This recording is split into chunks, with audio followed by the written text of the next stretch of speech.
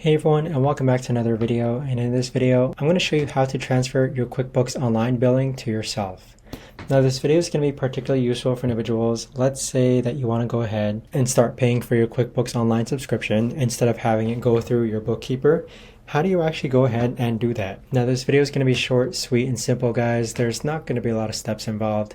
Now in order to do this, what you're first going to do is that on the upper right hand corner, you want to click on the gear icon. And then from here, you want to click on subscriptions and billing. Now, once you reach this page right here, as you can see, you have the option for your subscription to be billed to you, or you can actually have the option for the subscription to be billed to your accountant. So all you've got to do is that you just need to click on transfer billing of all products to myself. Also down below, you'll see a list of all the subscriptions that you're currently subscribed to.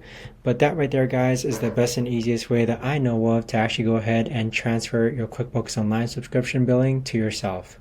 If you guys know of a better or easier way to actually do this, let me know in the comments down below.